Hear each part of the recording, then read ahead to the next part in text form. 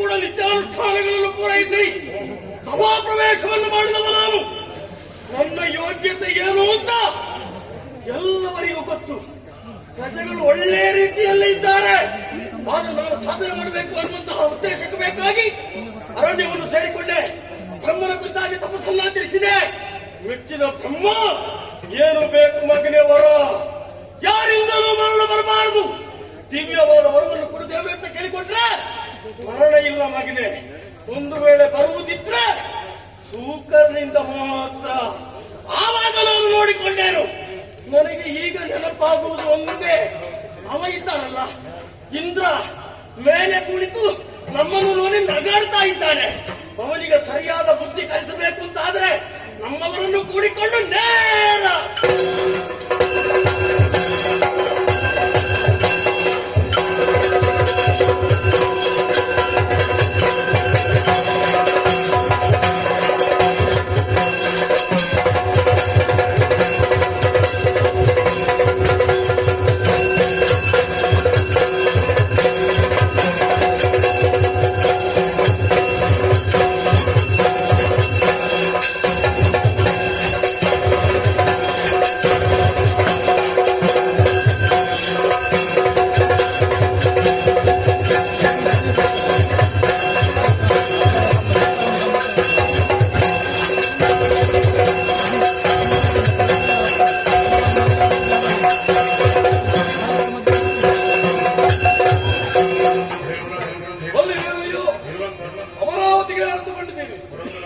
ನಾನೇ ಸರಿ. ಆ ಬಗ್ಗೆ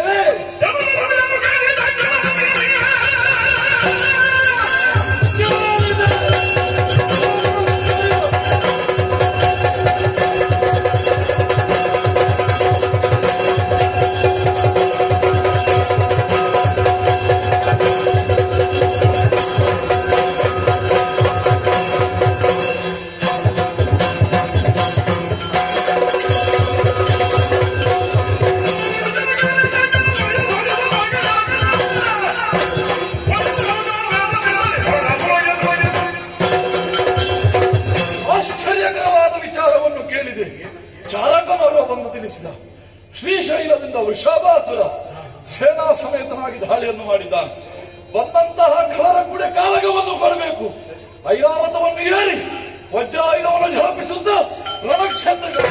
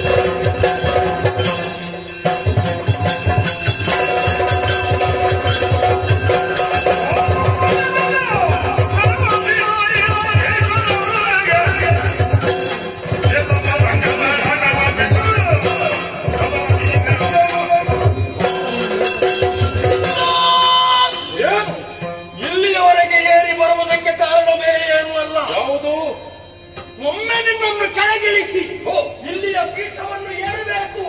ಅದಕ್ಕಾಗಿ ಬಂದಿದ್ದೇನೆ, ಬಿಟ್ಟುಕೊಡಲು.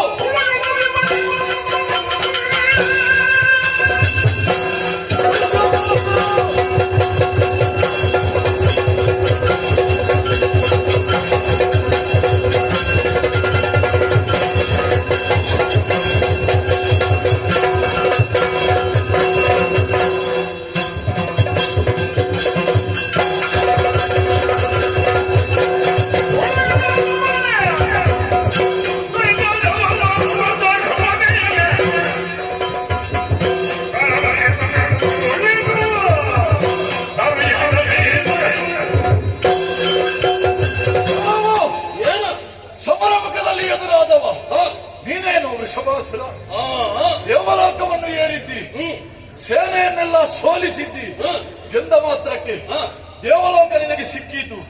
ಎನ್ನುವುದು ಕನಸಿನ ಗಂಟು. ಶತಾಧ್ವರವನ್ನು ಮಾಡಿ 3 ಮೂರ್ತಿಗಳನ್ನು ಮೆಚ್ಚಿಸಿ ಪಡೆದಂತಹ ತ್ಯಾಗ ಭೋಗದ ಸಂಕೇತ ಇದು. ನಿನ್ನಂತಹ ಅಧಮರಿಗೆ ಸಿಗುವಂತದ್ದಲ್ಲ. ಬೇಕು ಅಂತ ಆದ್ರೆ ಶತಾಧ್ವರವನ್ನು ಮಾಡು. ಸರತಿ ಸಾಲಿನ ಕೊನೆಯಲ್ಲಿ ಕುಳಿತುಕೋ. ಇವರೆಲ್ಲ ಯಾಗವನ್ನು ಮಾಡಿ ಪೀಠಕ್ಕಾಗಿ ಕಾಯುವವರು. ನಿನ್ನದ್ದು ಭಕ್ತಿ, ಹೌದು. ನನ್ನದ್ದು ಶಕ್ತಿ. ಅದನ್ನು ಯಾರು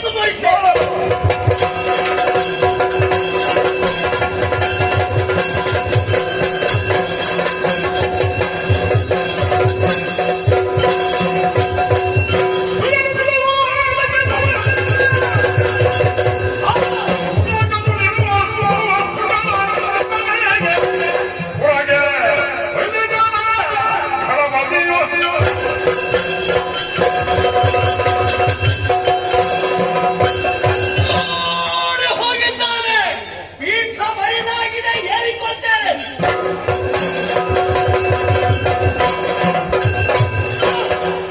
ಈಗ ಒಂದು ನೆಮ್ಮದಿಯಾಯಿತು. ತಂಗುರ, ಈಗ ಇಂದ್ರ ಯಾರು? ವೃಷಭಾಸುರ. ನರ್ತನಾಗಲಿ ರಂಭಾದಿ ತರುಣಿಯರದ್ದು ಒಳ್ಳೆಯದೇ. ಆದ್ರೆ ಈ ಸ್ವರ್ಗದಲ್ಲಿ ಏನುಂಟಯ್ಯ? ನೋಡಿದ್ದನ್ನೇ ನೋಡುವುದು. ಒಮ್ಮೆಗೆ ಕೆಳಗೆ ಇಳಿಬೇಕು. ಯಾಕೆ? ಮಾಂಸ ತಿನ್ಬೇಕು ಅಂತ ಆಸೆ ಆಗಿದೆ. ಹಾಗಿದ್ರೆ ಆ ಕಡೆಗೆ.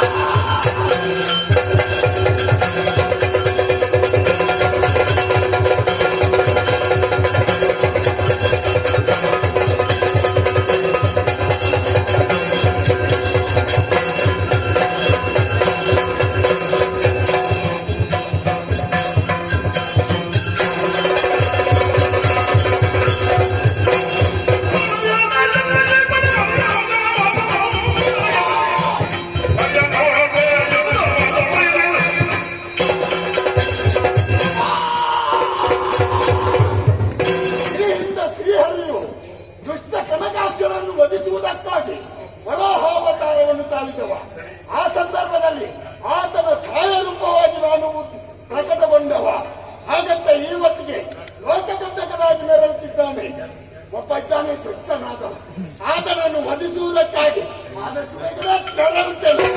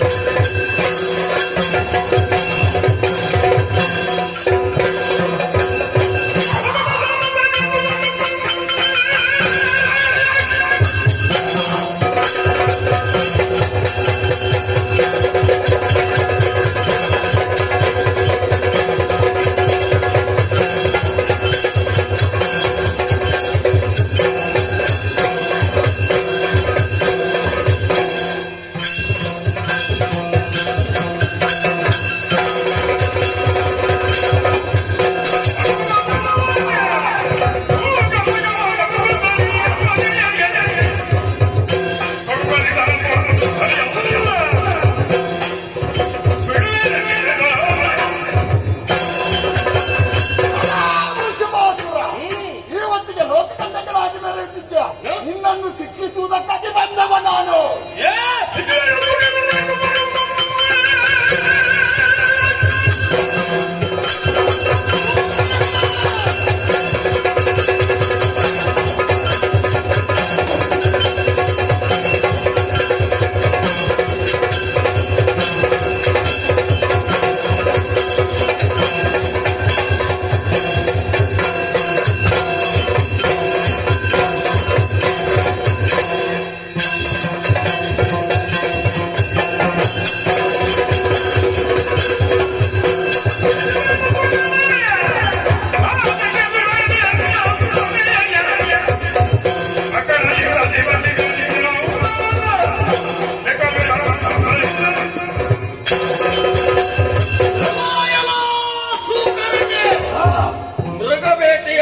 ಬಂದವ ನಾನು ಬಹಳ ಉಲ್ಲಾಸದಿಂದ ಹಂದಿನಿ ನನ್ನನ್ನು ನೋಡಿ ಓಡುವುದನ್ನು ಬಿಟ್ಟು ಎದುರಾಳಿಯಾಗಿ ಬಂದೆ ಅಲ್ಲ. ಏನು ಉಲ್ಲಾಸದಿಂದ ಇದ್ದೆ ಎಂಬುದಾಗಿ ಗೊತ್ತಾಗಿ ಬಂದದ್ದು. ಹೌದಾ? ನಿನ್ನನ್ನು ತಿಂದು ಮುಗಿಸಿ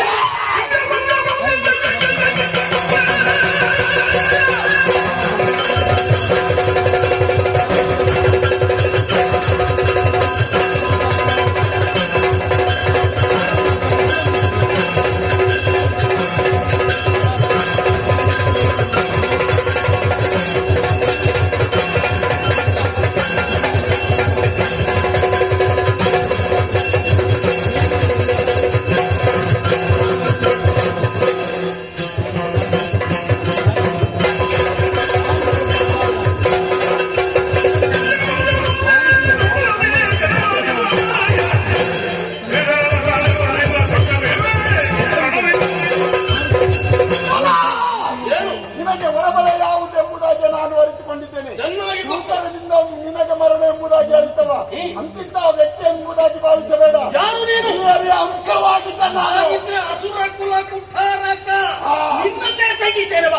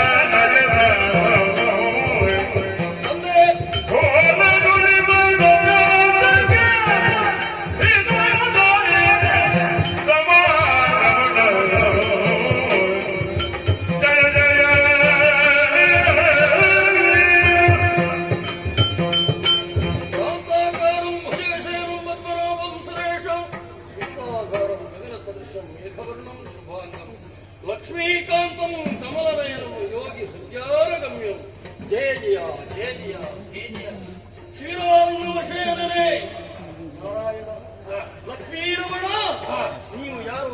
ಮಹಿಮೆ ಏನು ಅನ್ನುವುದನ್ನು ನಾನು ಈಗ ಅರಿತುಕೊಂಡವ. ನಾನು ಮೂಲ ಉದ್ಧಾರಕ ನೀನು. ಅನ್ಯಾಯ ಮಾಡಿದವರನ್ನು ಉಳಿಸುವುದಿಲ್ಲ ಅನ್ನುವುದಕ್ಕೆ ಜ್ವಲಂತ ಸಾಕ್ಷಿಯೇ ನಾನು ಸ್ವಾಮಿ. ಲೋಕದಲ್ಲಿ ಅನ್ಯಾಯವನ್ನು ಮಾಡಿದೆ, ನೀನು ಯಾರು ಅಂತ ತಿಳಿಯದೆ ನಿನ್ನಲ್ಲಿಯೇ ನಾನು ಹೋರಾಡಿದೆ. ಪರಿಣಾಮದಲ್ಲಿ ನನ್ನ ಪಾಲಿಗೆ ಸೋಲು ಸ್ವಾಮಿ, ನನ್ನ ಪಾಲಿಗೆ ಸೋಲು. ನಿನ್ನನ್ನು ಭಂಗಿಸಿದೆ, ಪಡೆದಾಟವನ್ನು ಮಾಡಿದೆ. ದೇವರೇ, ನಾನು ಮಾಡಿದ ಅಪರಾಧ ನನ್ನನ್ನು ಕ್ಷಮಿಸಬೇಕು ತಂದೆ.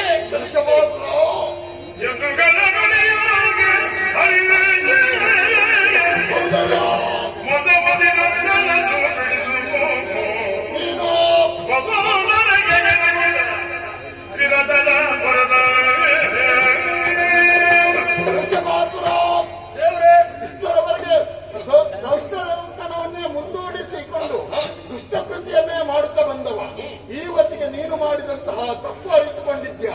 ಇನ್ನು ನಿನ್ನ ಮನದ ಬಯಕೆ ಏನಾದರೂ ಇದ್ದರೂ ಕೂಡ ಹೇಳಬಹುದಯ್ಯ. ತಂದೆ, ಈ ಪ್ರಪಂಚದಲ್ಲಿ ಇಷ್ಟರವರೆಗೆ ನಾನು ಬದುಕಿದ್ದೇ ಸಾಕು. ಇನ್ನು ನನಗೆ ಜೀವನ ಬೇಡ ಸ್ವಾಮಿ. ಅದು ನಿನ್ನನ್ನು ಕಂಡ ಮೇಲೆ ಹುಟ್ಟು ಬದುಕು ಸಾವು ಇದೇ ಆಯಿತು ಸ್ವಾಮಿ. ನನಗಿನ್ನು ಹುಟ್ಟೇ ಬೇಡ.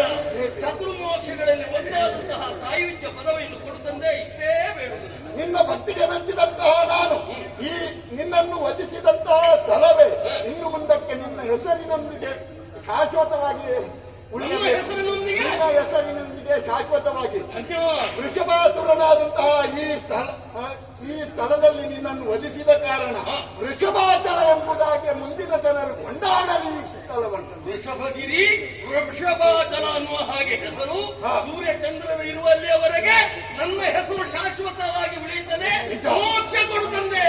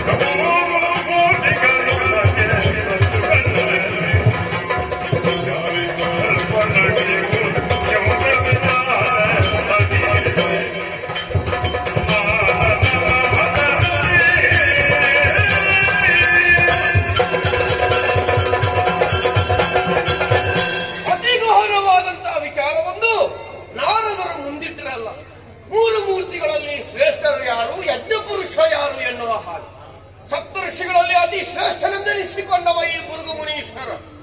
ಆದ್ರೆ ಉಳಿದವರೆಲ್ಲ ನನ್ನ ಮುಖ ನೋಡುವುದಕ್ಕೆ ಆರಂಭಿಸಿದ್ರು. ಆಗ ನನಗೆ ಅರ್ಥ ಆಯ್ತು, ಇಂತಹ ಜಿಜ್ಞಾಸೆಯನ್ನು ಪರಿಹರಿಸುವುದಕ್ಕೆ ಮುನಿಪೋತ್ತಮನಾದಂತಹ ನಾನೇ ಸಮರ್ಥ. ಇಚ್ಛಾಗಮನವನ್ನು ಹೊಂದಿದ್ದೇನೆ ನಾನು. ಹಾಗಾಗಿ ಅವರೆಲ್ಲ ನನ್ನ ಮುಖ ನೋಡುವುದಕ್ಕೆ ಆರಂಭಿಸಿದ್ರು. ಆಗಲಿ ಅಪ್ಪ, ನಮ್ಮಿಂದಾಗಿ ಲೋಕಕ್ಕೆ ಒಂದು ಒಳಿತಾಗುತ್ತದೆ ಅಂತ ಆದ್ರೆ ನಾವು ಯಾಕೆ ಸುಮ್ಮನೆ ಉಳಿಯುವುದು ಅಂತ ಅಲ್ಲಿಂದಲೇ ಅವರನ್ನು ಹಾಗೆ ಧೈರ್ಯವನ್ನು ತುಂಬಿಸಿ ಹೊರಟಿದ್ದೇನೆ.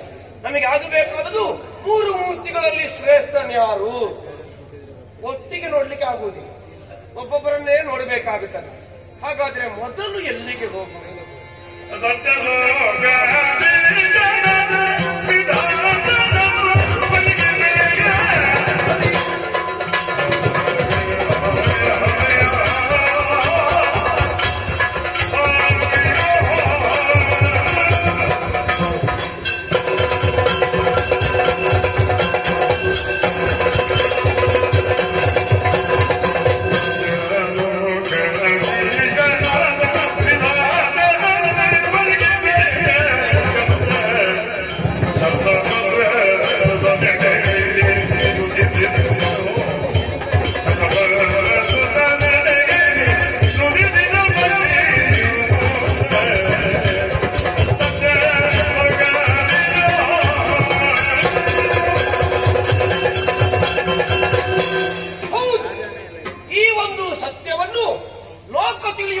ಮಾಡಬೇಕಾದ್ರೆ ನಾವು ಹೊರಡಬೇಕಾದ ಅದೇ ಪುಣ್ಯಕ್ಷೇತ್ರಕ್ಕೆ.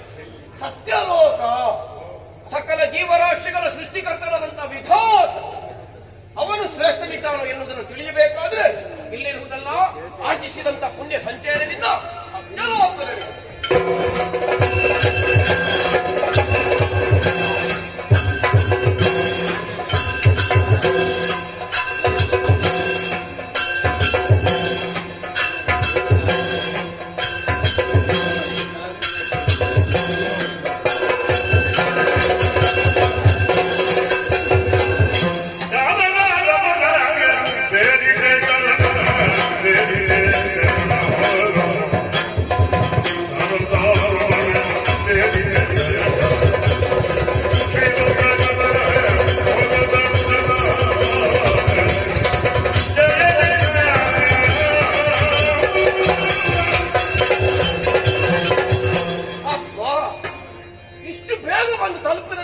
ಗೊತ್ತಿರಲಿಲ್ಲ. ಹಾಗಾದ್ರೆ ಎಂತಹ ಇಚ್ಛಾಗಮನವನ್ನು ನಾವು ಹೊಂದಿದ್ದೇನೆ ಎನ್ನುವುದೇ ಸತ್ಯ ಆಗುವುದಿಲ್ಲ. ಒಂದು ಸೇರಿದ್ದು ಸತ್ಯಲೋಕವನ್ನು. ಸತ್ಯಲೋಕೇಶನ ನೋಡಬಾರದೆ ವೇದವನ್ನು ಉದ್ಧರಿಸಿದರು. ವೇದಕ್ಕೆ ಪಿತಾಮಹನೆಂದೆನಿಸಿಕೊಂಡನು. ವಿಧಾತ್ ಸಕಲ ಜೀವರಾಶಿಗಳ ಸೃಷ್ಟಿಕರ್ತನಾದಂತ ಬ್ರಹ್ಮದೇವ ನಮೋ ನಮೋ ವಾಣೀನಾಥ ಹೊರೆಯಬೇಕೆಲೆ ವಾಣೀನಾಥ ಜಯ ಜಯ ಜಯ ಜಯ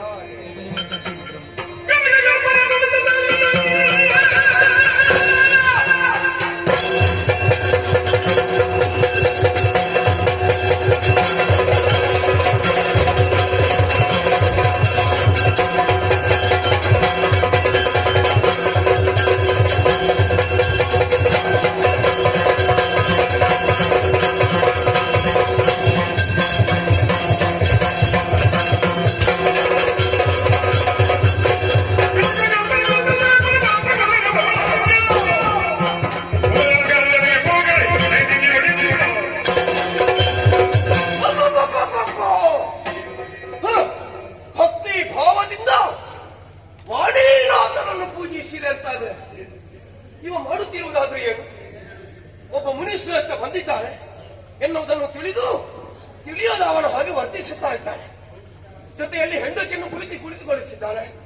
ಅಬ್ಬಾ, ಇವನಿಗೆ ಹೆಂಡತಿಯೊಟ್ಟಿಗೆ ಆಟ ಆಡ್ಲಿಕ್ಕೆ ಇವತ್ತ ಸಿಕ್ಕಿದ್ದು ದಿನ. ನಾಳೆ ಆಗೋದಿತ್ತಲ್ಲ, ಅವನ ಹೆಂಡತಿ. ನಾವು ಪ್ರಶ್ನಿಸುವುದಿಲ್ಲ. ಆದ್ರೆ ಭೃಗುಮುನೀಶ್ವರ ಬಂದ ಕಾಲದಲ್ಲಾದ್ರೂ ಗಮನಿಸಿದ ಹಾಗೆ ಇದ್ದಾರಲ್ಲ. ಇವನಿಗೆ ತಲೆಗಾಡರಿದೆ. ನಾವು ಸಾಮಾನ್ಯ ಮುನಿಯನ ಅಂತ ಭಾವಿಸಿದ್ದಾನೆ ಇವ. ನಾನು ಏನಂತ ಇವನಿಗೆ ಗೊತ್ತಾಗಬೇಕು. ಸುಮ್ಮನೆ ಬಿಡ್ತೇನ? ಸೃಷ್ಟಿಕರ್ತ ದೇವಮೂರ್ತಿ ನಿನ್ನನ್ನು ಕೊಂಡಾಡುವುದಲ್ಲ. ಇನ್ನು ಮುಂದೆ ಲೋಕದಲ್ಲಿ ನಿನಗೆ ಪೂಜೆ ಇಲ್ಲ. ಅದು ಹೌದು, ಇವನಿಗೂ ಸ್ವಲ್ಪ ಭಕ್ತರಿದ್ದಾರೆ. ಆದರೆ ಈ ಬ್ರಾಹ್ಮಣ ಇವನಿಗೂ ಭಕ್ತ ಅಭಿಮಾನಿಗಳು ಇದ್ದಾರೆ. ಆಗಲಿ, ನನಗೆ ಬೇಕಾಗಿ ಅಲ್ಲ, ಅವರಿಗೆ ಬೇಕಾಗಿ ಆದ್ರೂ ಇನ್ನು ಮುಂದೆ ಇವನಿಗೆ ಏನೂ ಇಲ್ಲ ಅಂತ ಆಗುವುದು ಬೇಡ. ಇವನಿಗೆ ಇನ್ನು ಮುಂದೆ ಬ್ರಹ್ಮ ಅರ್ಪಣ ಮಾತ್ರ ಸಾಕು. ಇವ ಏನು ಅಲ್ಲ ಅಂತ ಗೊತ್ತಾಯ್ತು, ಮತ್ತೆ ಇಲ್ಲಿ ಏನು ಮಾಡುದು? ಮನದೇ ನೋಡಿದ್ಯಾ ಎಲ್ಲಿಗೆ ಬರ್ಬೇಕು, ಯಾವ ಹೊತ್ತಿಗೆ ಬರ್ಬೇಕಂತೇಳಿ ಈ ಗಡ್ಡ ಬಿಟ್ಟ ಮುನಿಗಳಿಗೆ ಏನಾದ್ರು ಗೊತ್ತುಂಟ? ಏನು ಗೊತ್ತಿಲ್ಲ. ಎಲ್ಲಿಗೆ ಹೋಗ್ಬೇಕು, ಏನು ಮಾಡ್ಬೇಕು ಎಂಬುದು ಗೊತ್ತಿಲ್ಲ. ಏನೇ ಆಗಲಿ ನನಗೆ ಪೂಜೆ ಇಲ್ಲದೆ ಇದ್ರೆ ಒಂದಿದೆಯಲ್ಲ ಅಷ್ಟು ಸಾಕು. ಬಾ ನೆಮ್ಮದಿ.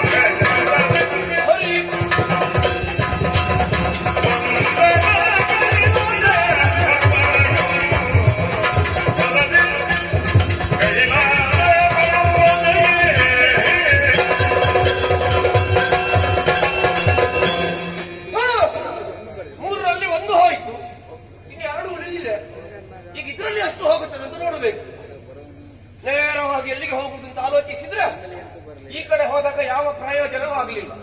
ಪಕ್ಕನೆ ತಿರುಗಿ ನೋಡೋದು ಆ ಕಡೆ ಕಾಣುತ್ತದೆ. ಅಂದ್ರೆ ಆ ಕಡೆ ಆ ಕಡೆಯ ದಿಕ್ಕು ಈಶಾನಾಲಯ. ನಾನಿನ್ನು ಹೋಗುವುದು ಕೈಲಾಸಕ್ಕೆ.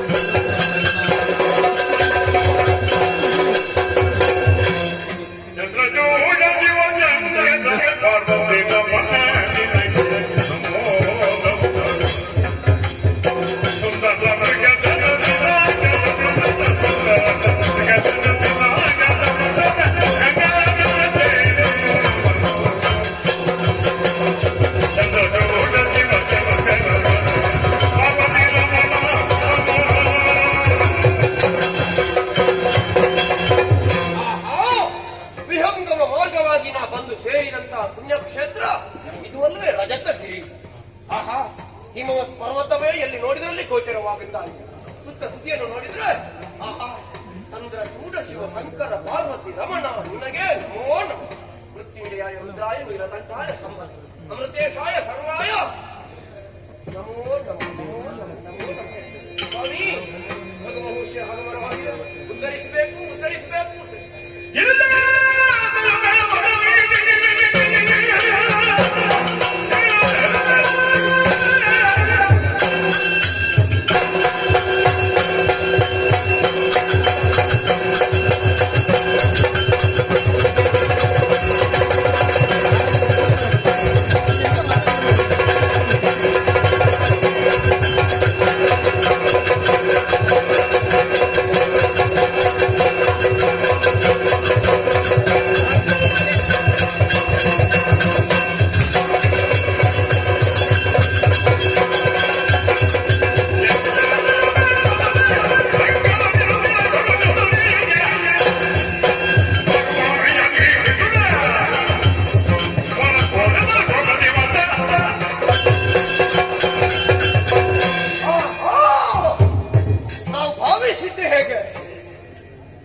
ಭೂಮಿಗಿಂತಲೂ ಎತ್ತರವಾದಂತಹ ಕ್ಷೇತ್ರ ಅದು ಕೈಲಾಸ.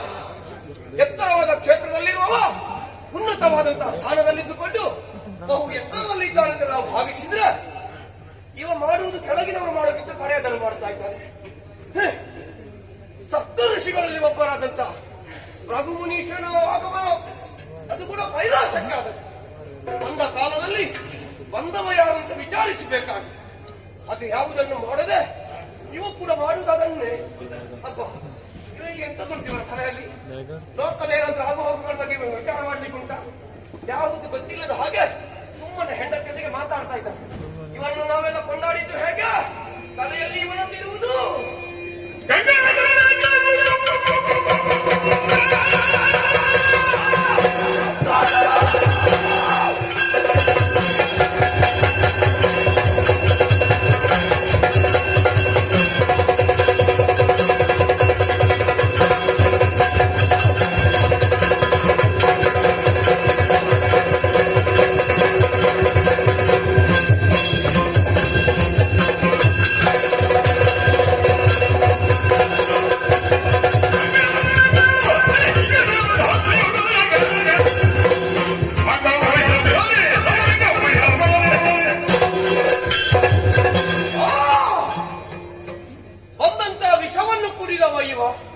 ಹಾಗಾಗಿ ಕರೋಣ ಕೊರೋಣ ಎನ್ನುವಂತ ಬಿರುದನ್ನು ಹೊಂದಿದ್ದಾನೆ.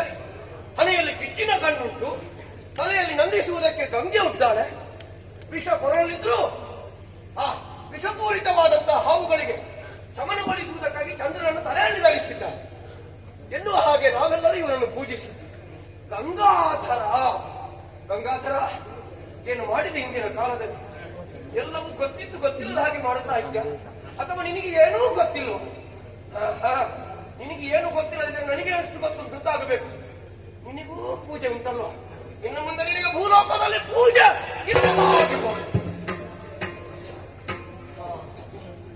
ಬೇಡ. ಇವರಿಗೆ ಮತ್ತೆ ಏನೂ ಇಲ್ಲ ಅಂತ ಹಾಕುವುದು ಬೇಡ, ಪೂಜೆ ಬೇಡ. ಇನ್ನು ಏನಿದ್ರು ಇವನಿಗೆ ಬರೀ ಲಿಂಗ ಪೂಜೆ ಮಾತ್ರ ಸಾಕು.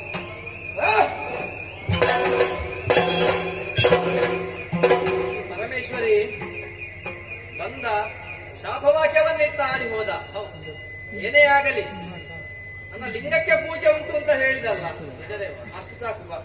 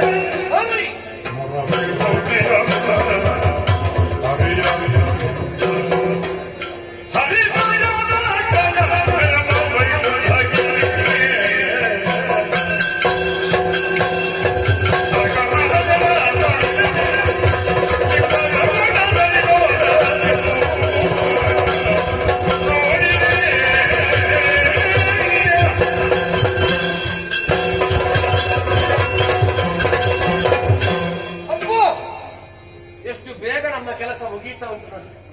ಸುಲಭ ಆಯ್ತು. ಒಂದು ವೇಳೆ ನಾ ಸತ್ಯಲೋಕಕ್ಕೆ ಹೋಗುವಾಗಲೇ ಅವರೇ ಶ್ರೇಷ್ಠ ಅಂತ ಗೊತ್ತಿದ್ರೆ ನಾನು ಮತ್ತೆ ಕೆಳಗೆ ಹೋಗ್ಬೇಕಿತ್ತು. ಹಾಗಾಗ್ಲಿಕ್ಕೆ ಅವ ಬಿಡ್ಲಿಲ್ಲ. ನಾ ಭಾವಿಸಿದ್ದು ಈ ಸಲ ಈಶ್ವರಪ್ಪ ಒಂದು ಉನ್ನತ ಸ್ಥಾನಕ್ಕೆ ಏರ್ತಾನೆ ಅಂತ ನಾ ಭಾವಿಸಿದ್ದೆ. ಅವನದ್ದು ಸುದ್ದಿ ಇಲ್ಲ ಅಂತ ಆಯ್ತು ಈ ಸಲ. ಇನ್ನು ಉಳಿದದ್ದು ಒಬ್ಬನೇ ಶ್ರೀಹರಿ. ಇವರಿಬ್ಬರ ಗುಣವನ್ನು ನೋಡುವಾಗಲೇ ಗೊತ್ತಾಯ್ತು ಇವ ಎಷ್ಟು ಇರ್ತಾನಂತ. ಇವನು ಅವರಿಗಿಂತ ಹೆಚ್ಚಿರುವುದಕ್ಕೆ ಯಾವ ಕಾಲಕ್ಕೂ ಸಾಧ್ಯವಿಲ್ಲ. ಆದ್ರೆ ನಮಗೆ ತಿಳಿಯಬೇಕಾಗಿದೆ ಮೂರು ಮೂರ್ತಿಗಳಲ್ಲಿ ಯಾರು ಶ್ರೇಷ್ಠ ಅಂತ. ಹಾಗಾದ್ರೆ ಇವ ಹೇಗೆ ಅಂತ ತಿಳಿಬೇಕು ಅಂತಂದ್ರೆ ಅವರಿಗಿಂತ ಇವ ಎಷ್ಟು ಕಡಿಮೆ ಅಂತ ಆಗಬೇಕೀಗ. ಹೆಚ್ಚಂತೂ ಖಂಡಿತ ಆಗ್ಲಿಕ್ಕಿಲ್ಲ.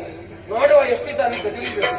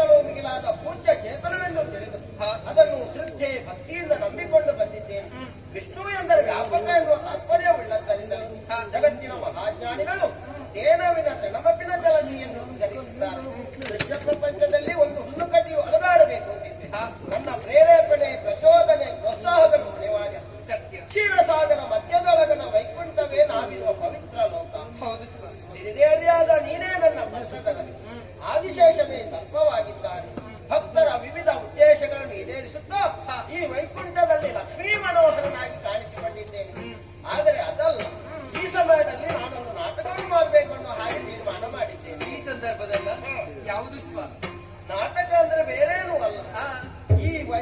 ವೈಕುಂಠವನ್ನೇ ರಂಗವೇದಿಕೆಯನ್ನಾಗಿ ನಾನು ಮಾಡುವಂತಹ ನಾಟಕ ನೀನು ನೋಡಬೇಕು. ನಾನು ನೋಡುವುದಕ್ಕೆ ಸ್ವಾಮಿ ವೈಕುಂಠವನ್ನೇ ರಂಗವೇದಿಕೆಯನ್ನಾಗಿಸಿಕೊಂಡು ಇಲ್ಲಿ ನೀವು ನಾಟಕವನ್ನಾಡಬೇಕೆಂಬಂತಹ ನಿರ್ಧಾರವನ್ನೇ ಕೈಗೊಂಡಿರಿ, ಹೌದು. ಆದರೆ ನಾನು ಯೋಚಿಸುವುದು ಅದಲ್ಲ. ಇಲ್ಲಿ ಪಾತ್ರಧಾರಿಗಳ ಅಗತ್ಯ ಇಲ್ವಾ? ಪಾತ್ರಧಾರಿಗಳು ತಾವೇ ತಾವಾಗಿ ಬಂದು ಸೇರಿಕೊಳ್ಳುತ್ತಾರೆ. ನಿನಗೆ ಪಾತ್ರ ಇಲ್ಲ, ಹಾಗಿದ್ರೆ ನೀನು ಪಾತ್ರ ಇಲ್ಲ ಅಂತ ಇಲ್ಲಿ ಹೋಗುವ ಹಾಗಿಲ್ಲ. ನೀನು ಪ್ರೇಕ್ಷಕರಾಗಿಟ್ಟುಕೊಂಡು ನಾನು ಮಾಡುವಂತಹ ನಾಟಕದ ಕೊನೆಗೆ ತೀರ್ಪನ್ನೀಯಬೇಕಾದ್ರೆ ನಿನ್ನ ಕರ್ತವ್ಯ. ಮಾತಾಡುತ್ತಾ ಇದ್ದ ಹಾಗೆ ದೇಹದಲ್ಲಿ ಒಂದು ರೀತಿಯ ಜಡತ್ವ, ಯಾಕೋ ನಿದ್ರಾಪರವಶರಾಗಬೇಕು ಅಂತ ಕಾಣಿಸ್ತಾ ಇದೆ. ಅಲ್ಲ, ನಿಮ್ಮ ಮುಖ ನೋಡುವಾಗ ನನಗೆ ನಗು ಬರುವುದು ಸ್ವಾಮಿ. ಅಲ್ಲ, ಈಗ ಹೇಳಿದ್ದೇನು ನೀವು ನಾಟಕ ಆಡಬೇಕು ಅಂತ. ಆ ನಾಟಕವಾಡುವುದನ್ನು ಬಿಟ್ಟು ಅದನ್ನೇ ಕಾತುರದಿಂದ ನೋಡಬೇಕೆಂಬಂತಹ ಆಸೆಯಿಂದ ಕುಳಿತವರು ಅದನ್ನು ಬಿಟ್ಟು ಈಗ ನಿದ್ರೆಗೆ ಜಾರುವುದನಿ. ಈಗ ನಾನು ನಿದ್ರಾಪರವಶರಾಗಿದ್ದೇನೆ, ನನ್ನ ಕಾಲನ್ನು ಒತ್ತುತ್ತಾ ಇರು, ನಾಟಕ ಅದರಲ್ಲೇ ನಡೆಯುತ್ತದೆ. ಆಗ ನೋಡೋಣ. ಈಗ ಬನ್ನಿ. ಲೀಲಾಮಯ ಶ್ರೀಧರ ಲೀಲಾಮಯ ಶ್ರೀಧರ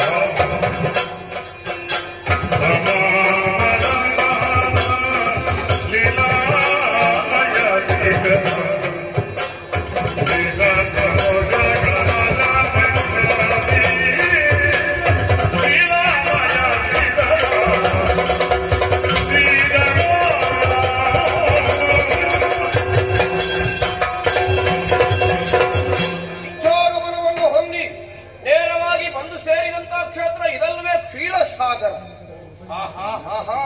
ವೈಕುಂಠದ ಪುಣ್ಯಧಾಮ. ಮಂದಹಾಸದಿಂದಲೇ ಕಂಗೊಳಿಸುತ್ತಾ ಇದ್ದಾಳೆ ಈ ವನಿತೆ. ಶ್ವೇತ ಮಂದಹಾಸವನ್ನು ಬೀರುತ್ತಾ ಇದ್ದಾಳೆ. ಶ್ವೇತ ಅಂದ್ರೆ ಶಾಂತಿಯ ಸಂಕೇತ. ಹಾಗಾದ್ರೆ ಸಾಗರೋಪಾದಿಯಲ್ಲಿ ಎಲ್ಲಿ ಶಾಂತಿ ನೆಲೆಗೊಳ್ಳುತ್ತದೆ ಅಲ್ಲಿ ಭಗವಂತನ ಸಾಕ್ಷಾತ್ಕಾರ ಇರುತ್ತದೆ ಎನ್ನುವುದೇ ಸತ್ಯ ಅಲ್ವಾ? ಭಗವಂತನನ್ನು ಕಾಣಬೇಕು. ಓ ಶ್ರೀರಾಮ ನಾರಾಯಣ ನೀರಜ ದಳ ನಯನ ಉದ್ಧರಿಸಬೇಕು, ಉದ್ಧರಿಸಬೇಕು. ನಮೋ ನಮೋ ನಮೋ.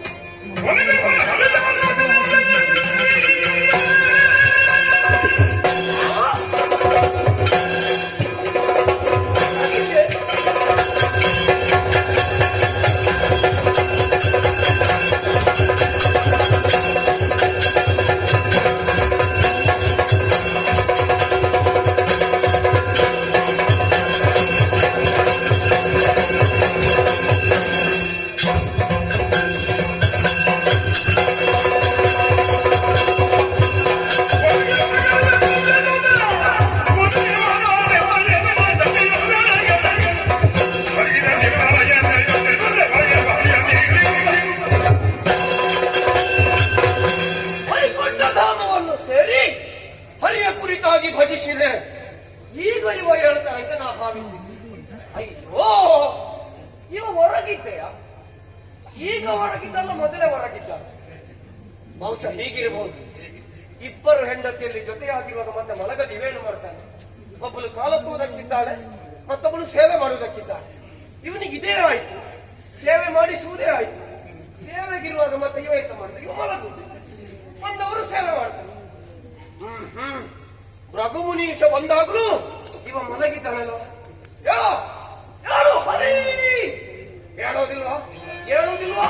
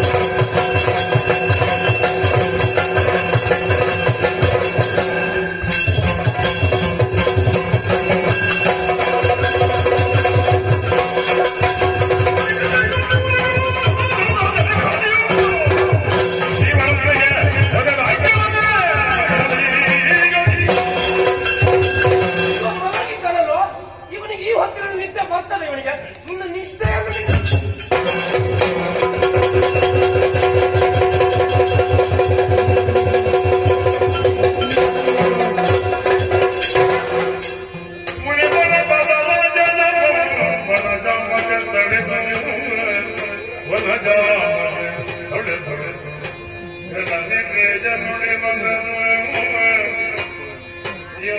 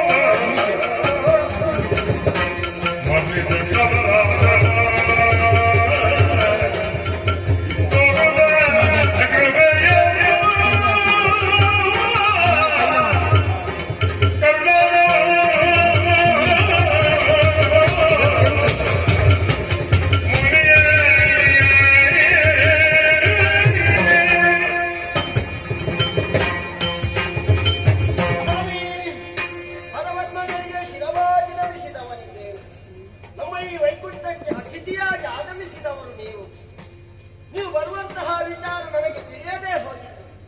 ಒಂದು ವೇಳೆ ನೀವು ಇಲ್ಲಿಗೆ ಆಗಮಿಸುವಂತಹ ವಿಚಾರ ನನ್ನಲ್ಲಿಗೆ ಬಂದಿರುತ್ತಿದ್ದರೆ ಲಕ್ಷ್ಮಿಯಂತರ ಕೂಡಿಕೊಂಡು ನೇರವಾಗಿ ವೈಕುಂಠದ ಮಹಾದ್ವಾರಕ್ಕೆ ಬಂದು ಪೂರ್ಣಕುಂಭ ಸ್ವಾಗತದೊಂದಿಗೆ ನಿಮ್ಮನ್ನು ಇಲ್ಲಿಗೆ ಬರಮಾಡಿಕೊಳ್ಳುತ್ತಾ ಇದ್ದೇನೆ.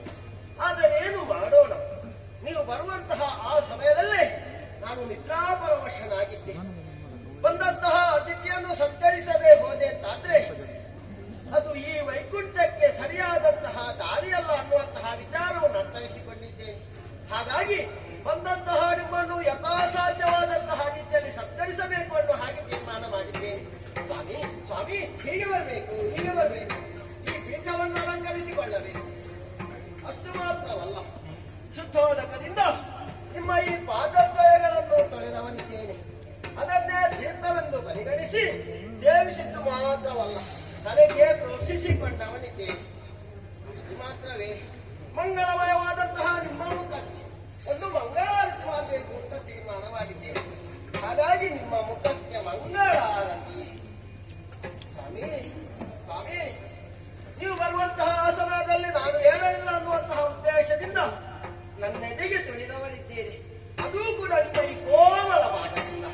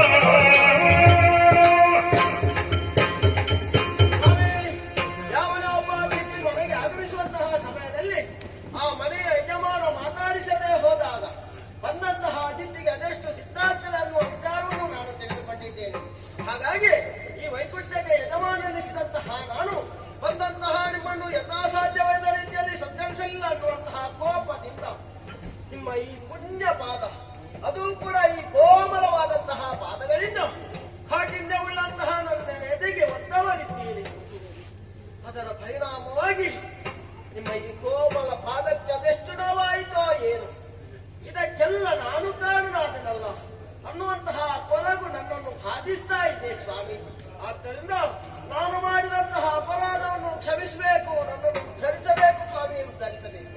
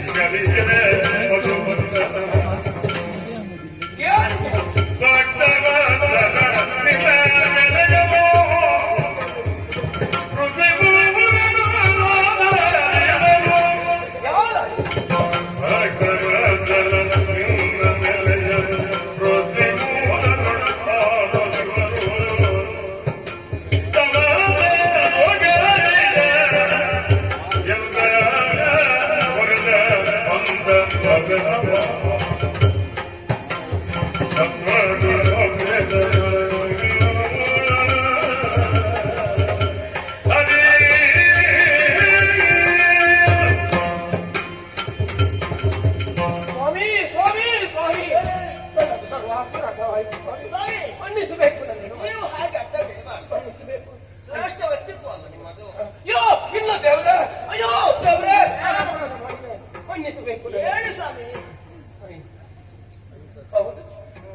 ಇದು ಗೊತ್ತಾಯ್ತು ಯಾಕೆ ಹೇಳಬೇಕು. ನಾ ಬಿದ್ದ ಆಯ್ತು ಅಂತಲ್ವಾ ನೀವು ಅದರ ಅರ್ಥ. ಬಿದ್ದವ ಹೇಳಲೇಬೇಕು ಸ್ವಾಮಿ. ಎಂತ ಪುಣ್ಯಧಾಮವನ್ನು ನಾ ಈ ಕಾಲದಲ್ಲಿ ಸೇರಿದವ. ಸತ್ವಗುಣವೇ ಮೆರೆದಾಡುವಂತಹ ಪುಣ್ಯಕ್ಷೇತ್ರವಾದಂತ ವೈಕುಂಠ ಕ್ಷೇತ್ರವನ್ನು ನಾ ಸೇರಿದವ. ಸತ್ವಗುಣ ಸಂಪನ್ನನಾದಂತ ನಿನ್ನ ದರ್ಶನ ಯೋಗ ನನ್ನ ಪಾಲಿಗೆ ಒದಗಿ ಬಂತು. ಆ ಕಾಲದಲ್ಲಾದ್ರೂ ನಾ ಮಾಡಿದ್ದಾದ್ರೂ ಏನು, ಅನ್ಯ ಕ್ಷೇತ್ರದಲ್ಲಿ ಮಾಡಿದಂತ ಯಾವ ಪಾಪವಿದ್ದರೂ ಅದೆಲ್ಲವೂ ಪುಣ್ಯಕ್ಷೇತ್ರ ದರ್ಶನದಿಂದ ಅದೆಲ್ಲವೂ ದೂರವಾಗುತ್ತದೆ ಅಂತ. ಆದರೆ ಯಾವ ಆತನು ಪುಣ್ಯಕ್ಷೇತ್ರದ ದರ್ಶನದಲ್ಲೇ ಪಾಪವನ್ನು ಮಾಡಿದ್ರೆ ಅದು ವಜ್ರಲೇಪದಂತೆ ಅವನ ಭವಿಷ್ಯತ್ತಿನವರೆಗೂ ಅವನನ್ನು ಕಾಡುತ್ತಾ ಇರ್ತದೆ. ನಾ ಇಂದು ಹಾಗೆ ಮಾಡಿಬಿಟ್ಟೆನಲ್ಲ ಸ್ವಾಮಿ, ನಾ ಹಾಗೆ ಮಾಡಿಬಿಟ್ಟೆನಲ್ಲ. ಸತ್ವಗುಣೋಪೇತನಾದಂತಹ ನಿನ್ನ ಕೋಮಲವಾದಂತಹ ಎದೆಗೆ ನಾ ತುಳಿದೇನಲ್ಲ. ಇದಕ್ಕೆಲ್ಲ ಕಾರಣವಾದದ್ದು ಏನು ಅಂತ ನೋಡಿದ್ರೆ ಇಚ್ಛಾಗಮನವನ್ನು ಹೊಂದಿದ್ದೇನೆ ಎನ್ನುವಂತಹ ಅಹಂಕಾರವೇ ನನ್ನ ತಲೆಯಲ್ಲಿ ಆಡಲಿಲ್ಲ. ಸತ್ವಗುಣವನ್ನು ಹೊಂದಿದಂತಹ ಈ ಕ್ಷೇತ್ರದಲ್ಲಿ ಬರುವ ಕಾಲದಲ್ಲಾದರೂ ನಾನು ಸಾತ್ವಿಕನಾಗಿ ವ್ಯವಹರಿಸಬೇಕಾಗಿತ್ತು. ಆದರೆ ನನ್ನಲ್ಲಿ ಅಂಕುರಿಸಿದ್ದು ರಜತಮವೆನ್ನುವಂತಹ ಭಾವ. ಕ್ರೋಧವೇ ಮೈತಳೆದು ನಿನ್ನ ಎದೆಗೆ ತುಳಿಯುವ ಹಾಗಾಗಿ ಹೋಯಿತಲ್ಲ. ದೇವರೇ, ಮಲಗಿಕೊಂಡದ್ದು ನೀನು ಶೇಷನ ಮೇಲೆ. ಅಂತ ಬುಸುಗುಡುವ ಸರ್ಪವಾದರೂ ನಿನ್ನ ಮುಂಭಾಗದಲ್ಲಿ ತಲೆಯನ್ನು ತಗ್ಗಿಸಿದಂತೆ. ಆದರೆ ನೋಡಿದೆಯಾ, ನಿನ್ನ ಕ್ಷೇತ್ರವನ್ನು ಸೇರಿದ ಕಾಲದಲ್ಲಾದ್ರೂ ನಾ ಮಾಡಿದ್ದೇನೆ. ಅಂತ ವಿಷಸರ್ಪವೆನ್ನುವಂತಹ ಕ್ರೋಧವೇ ನನ್ನ ಒಡಲಿನಲ್ಲಿ ಆವಿರ್ಭವಿಸಿ ಅದು ಕ್ರೋಧವನ್ನು ಹೊಂದಿ ಇದೇ ಕಾಲಿನಿಂದ ನಿನ್ನನ್ನು ತುಳಿಯುವ ಹಾಗೆ ಮಾಡಿಬಿಟ್ಟಿತಲ್ಲ ಸ್ವಾಮಿ. ನಾ ಬಂದ ಕಾಲದಲ್ಲಿ ನೀನು ಲಕ್ಷ್ಮಿಯೊಟ್ಟಿಗೆ ನನ್ನನ್ನು ಪೂಜೆ ಮಾಡಬೇಕು ಅಂತ ಹೊರಟೆಯ ದೇವರೇ. ನನ್ನ ಈ ಕಾಲನ್ನು ನೀ ತೊಳೆಯುತ್ತಾ ಇದ್ದೀಯಲ್ವಾ? ಅರ್ಥ ಆಯ್ತು ದೇವರೇ, ಅರ್ಥ ಆಯ್ತು ನನಗೆ. ಏನು ಸ್ವಾಮಿ, ಗಂಗಾ ಜನಕನೆಂದೇ ನೀ ಪ್ರಪಂಚದಲ್ಲಿ ಗುರುತಿಸಿಕೊಂಡ. ಮೂರು ಲೋಕದಲ್ಲಿಯೂ ನಿನಗಿಂತ ದೊಡ್ಡಂತಹ ಸಾತ್ವಿಕ ಗುಣವನ್ನು ಹೊಂದಿದವ ಯಾರು ಇರುವುದಕ್ಕೆ ಸಾಧ್ಯವಿಲ್ಲ. ಸಾತ್ವಿಕ ಗುಣವನ್ನು ಹೊಂದಿದಂತ ನಿನ್ನ ಮುಂಭಾಗದಲ್ಲಿ ಯಾರಾದ ತಲೆಯನ್ನು ಬಾಗುತ್ತಾನೋ ಅವನ ಮುಂದೆ ನೀನು ಬಾಗುತ್ತಿ ಎನ್ನುವುದನ್ನು ಮತ್ತೊಮ್ಮೆ ಭೃಗು ಮುನೀಶನ ಮುಂದೆ ನೀ ತೋರಿಸಿಬಿಟ್ಟೆಯಲ್ಲ. ನಿನ್ನ ಪಾದವನ್ನು ನಾ ತೊಳೆಯಬೇಕಿತ್ತು, ಅದನ್ನು ತೀರ್ಥ ಅಂತ ನಾ ಸ್ವೀಕರಿಸಬೇಕಾಗಿತ್ತು. ನಿನ್ನನ್ನು ಕಂಡ ಕ್ಷಣದಲ್ಲಿ ನಿನ್ನನ್ನು ಪೂಜಿಸಬೇಕಾಗಿತ್ತು. ಅದೆಲ್ಲವನ್ನು ಬಿಟ್ಟು ನನ್ನ ಪೂಜೆಯನ್ನು ನೀ ಮಾಡುವುದಕ್ಕೆ ತೊಡಗಿದೆಯಲ್ಲ. ಏತರ ನ್ಯಾಯ ಸ್ವಾಮಿ, ಇದು ಏತರ ನ್ಯಾಯ ಇಲ್ಲ. ನಾ ಮಾಡಿದ್ದು ಸರ್ವಾಪರಾಧ ಅಂತ ಈಗ ನನಗೆ ಮನವರಿಕೆ ಆಗುತ್ತಾ ಇದೆ. ಇದು ನಾ ಮಾಡಿದಂತಹ ಘೋರ ಅಪರಾಧವನ್ನು ಮನ್ನಿಸಿ, ಓ ದುರಿತಾಪಹಾರಕನೇ, ನನ್ನ ಪಾಲಿಗೆ ಒದಗಿ ಬರುವಂತಹ ದುರಿತವೆಲ್ಲವನ್ನು ದೂರ ಮಾಡಿ ನನ್ನನ್ನು ಉದ್ಧರಿಸಬೇಕು. ನಮೋ ನಮಃ, ನಮೋ ನಮಃ. ಮುನಿಗಳಲ್ಲಿ ಶ್ರೇಷ್ಠ ವ್ಯಕ್ತಿತ್ವವನ್ನು ಹೊಂದಿದಂತಹ ನೀವು ಹೀಗೆಲ್ಲ ನನ್ನ ಕಾಲಿಗೆ ಬೀಳಬಾರದು ಸ್ವಾಮಿ. ಅಯ್ಯೋ ದೇವರೇ, ಹೀಗೂ ಉಂಟೆ. ನಿನ್ನ ಕಾಲಿಗೆ ಬೀಳದೆ ಮತ್ತೆ ಯಾರ ಕಾಲಿಗೆ ನಾ ಬೀಳುವುದು? ಯಾಕೆ ಹೀಗಾಯ್ತು ಅಂತ ಒಂದು ಅರ್ಥ ಆಗುವುದಿಲ್ಲ. ಎಲ್ಲವೂ ನೀನೆ ಆಡಿಸುವುದಂತ ಈಗ ನನಗೆ ಅರ್ಥ ಆಗುತ್ತದೆ. ಈ ಲೋಕದಲ್ಲಿ ನಿನಗೆ ಹೆಸರೇ ಹಾಗೆಲ್ಲ. ಕಪಟ ನಾಟಕ ರಂಗ, ನೀ ಸೂತ್ರಧಾರಿ, ನಾವೆಲ್ಲರೂ ಪಾತ್ರಧಾರಿ. ಎಲ್ಲವೂ ನಿನ್ನ ನಿರ್ದೇಶನದಂತೆಯೇ ನಡೆಯಬೇಕಾಗುತ್ತದೆ. ಆದರೆ ಕೆಲವೊಮ್ಮೆ ನೀನೇ ನಿರ್ದೇಶಿಸುವಂತಹ ಕಾಲದಲ್ಲಿ ನೀ ಹೇಳಿದ ಹಾಗೆ ಪಾತ್ರಧಾರಿಗಳು ಪಾತ್ರವನ್ನು ಮಾಡದೇ ಇರುವ ಕಾಲದಲ್ಲಾದರೂ ನೀನೇ ಇಳಿದು ನೀನೇ ಪಾತ್ರವನ್ನು ಮಾಡುವವನಂತೆ. ಸ್ವಾಮಿ, ನಿನ್ನ ಮುಂಭಾಗದಲ್ಲಿ ನಾವು ಬೀಳದೆ ಮತ್ತೆ ಯಾರು ಬೀಳುವುದು? ನಾವು ಬಿದ್ದವರನ್ನು ಉದ್ಧರಿಸುವವ ನೀನು ಪತಿತ ಪಾವನ ನಿಧಿ, ರಮಣೀಯ ಗಾತ್ರ ನಿಧಿ, ಕೋಮಲ ಕಾಯ ನಿಧಿ. ಓ ನೀಲ ನೇತ್ರನೇ, ನೀಲ ನಿಭಾಂಗನೆ ಸ್ವಾಮಿ, ನಾ ಮಾಡಿದ ಅಪರಾಧವನ್ನು ಮನ್ನಿಸಿ ನನ್ನನ್ನು ಇಲ್ಲಿಂದ ನಾ ಬಂದ ಲೋಕಕ್ಕೆ ಹೋಗುವುದಕ್ಕಾಗಿ ಒಂದು ಅನುಮತಿಯನ್ನು ಕೊಡಬೇಕು. ನಾ ಹೋಗಬೇಕು.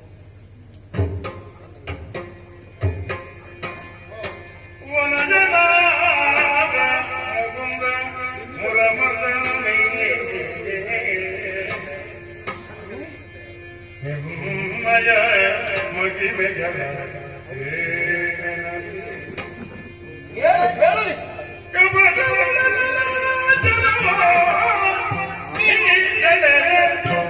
ಸೆಳೆದೆಯ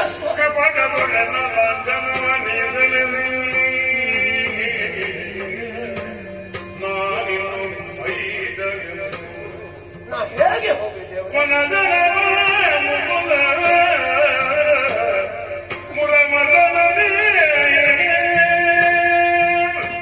ಸ್ವಾಮಿ, ನಾ ಬಂದ ಲೋಕದಲ್ಲಿ ನಾ ಸಾಗಲೇಬೇಕಾಗುತ್ತೆ. ಬಂದ ಪಥವನ್ನೇ ಹಿಡಿದು ಬಂದಲ್ಲಿಗೆ ಹೋಗಬೇಕು ಅಂತ ನಾ ಇಲ್ಲಿಗಿಟ್ಟ ಹೆಜ್ಜೆಯನ್ನು ತೆಗೆಯುವುದು ನೋಡುತ್ತೇನೆ. ಹೆಜ್ಜೆ ಮುಂದೆ ಇಡುವುದಕ್ಕೆ ಆಗುತ್ತಾ ಇಲ್ಲ. ಒಂದು ಹೆಜ್ಜೆಯೂ ಮುಂದೆ ಇಡುವುದಕ್ಕೆ ಯಾಕೆ ಸಾಧ್ಯವಾಗುತ್ತಾ ಇಲ್ಲ ಅಂತ ನೋಡಿದ್ರೆ ಈಗ ಅರ್ಥವಾಯಿತು. ಇಚ್ಛಾಗಮನವನ್ನು ಹೊಂದಿ 3 ಲೋಕವನ್ನೂ ನಾ ಸೇರಿದ 3 ಗುಣಗಳನ್ನೂ ನಾ ಪರೀಕ್ಷಿಸಿದ ಕೊನೆಯ ಕಾಲಕ್ಕಾಗುವಾಗ ನಾ ಸೇರಿದ್ದು ಪರಮ ಪಾವನವಾದಂತ ಈ ವೈಕುಂಠ ಧಾಮವನ್ನು ಮಹಿಯ ಮಹಾ ಚೈತನ್ಯವೇ ಎಂದೆನಿಸಿದಂತಹ ಪರಬ್ರಹ್ಮ ಸ್ವರೂಪನನ್ನು ಕುರಿತು ದೀರ್ಘವಾದಂತಹ ತಪಸ್ಸಿನಲ್ಲಿ ತೊಡಗಿಸಿಕೊಂಡು ಅವನಿಂದಲೇ ವಿಶೇಷವಾದಂತಹ ಶಕ್ತಿಯನ್ನು ನಾ ಸಂಪಾದಿಸಿದೆ. ಅದರ ಪರಿಣಾಮದಿಂದಲಾಗಿ ಎನ್ನ ಅಂಗಾಲಿನಲ್ಲಿ ದಿವ್ಯವಾದಂತಹ ಲಾಂಛನವನ್ನು ಎನ್ನ ಪಾಲಿಗೆ ಲಭ್ಯವಾಗಿತ್ತು. ಅದರ ಅನುಗ್ರಹ ವಿಶೇಷತೆಯನ್ನೇ ಹೊಂದಿ ನಾ ಲೋಕವನ್ನು ಸಂಚರಿಸುವುದಕ್ಕೆ ಸಾಧ್ಯವಾಗುತ್ತಾ ಇತ್ತು.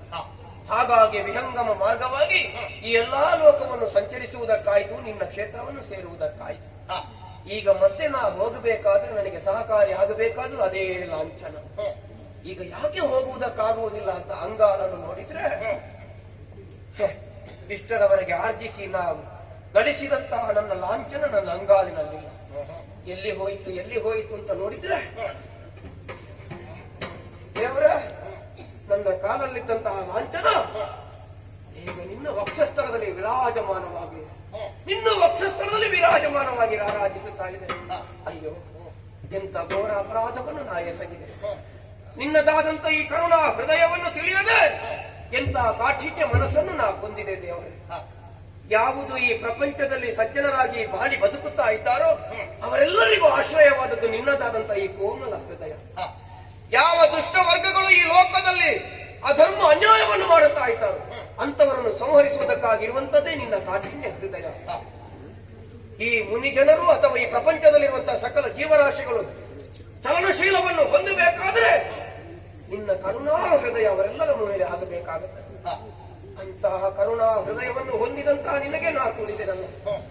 ಆದರೆ ನನ್ನಲ್ಲಿರುವಂತಹ ಲಾಂಛನ ನೋಡಿದ್ರೆ ಅದೇ ಎದೆಯಲ್ಲಿ ವಿರಾಜಮಾನವಾಗಿ ಆರಾಧಿಸುತ್ತಾ ಇದೆ. ದೇವರೇ, ಒಂದರ್ಥದಲ್ಲಿ ನನಗೀಗ ಸಂತೋಷವಾಗುತ್ತಾ ಉಂಟು. ಮಹಾಚೈತನ್ಯ ಪರಬ್ರಹ್ಮ ಅಂತ ನಾ ಭಾವಿಸಿ ಈಗ ಅರ್ಥ ಆಯ್ತು ನನಗೆ. ನಿನಗಿಂತ ದೊಡ್ಡ ಪರಬ್ರಹ್ಮ ಈ ಲೋಕದಲ್ಲಿ ಬೇರೆ ಯಾರಿರುವುದಕ್ಕೆ ಸಾಧ್ಯ ಉಂಟು. ನಿನ್ನ ಕುರಿತಾಗೇ ನಾ ಗಳಿಸಿ ನಿನ್ನಿಂದಲೇ ಗಳಿಸಿದಂತಹ ಪುಣ್ಯ ಸಂಚಯನ ಅದು ಮತ್ತೆ ನಿನ್ನಲ್ಲೇ ನಿರ್ಲಿಪ್ತವಾಯಿತು ನೋಡಿ.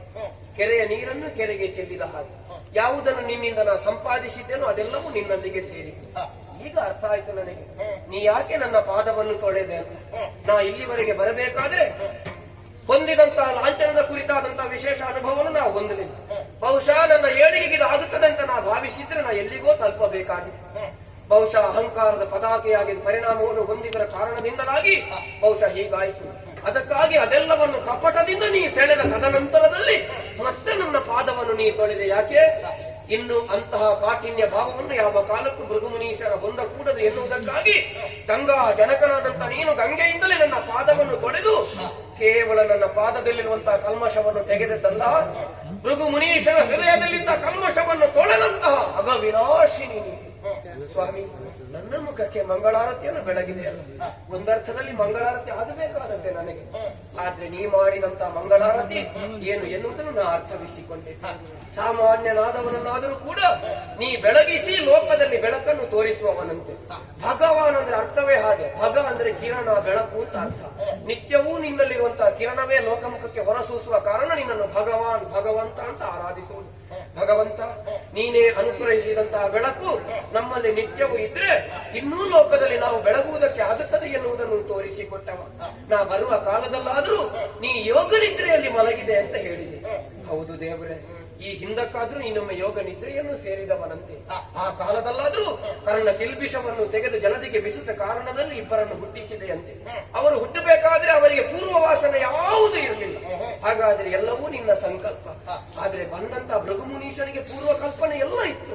ಆದ್ರೆ ಯಾಕೆ ಹೀಗಾಯ್ತು ಅಂತ ನೋಡಿದ್ರೆ ಇದಕ್ಕೆಲ್ಲ ಕಾರಣವಾದದ್ದು ಈ ಒಂದು ಲಾಂಛನ.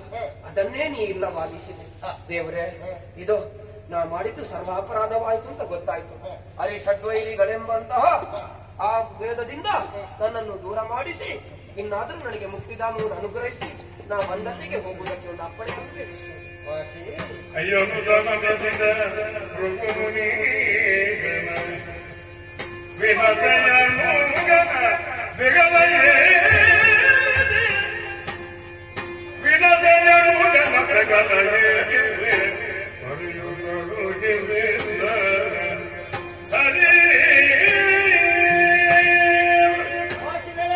ಸ್ವಾಮಿ, ನೀವು ಈ ವೈಕುಂಠಕ್ಕೆ ಬರುವಂತಹ ವಿಚಾರವನ್ನು ನಾನು ಮೊದಲೇ ಅರಿತಿದ್ದೆ.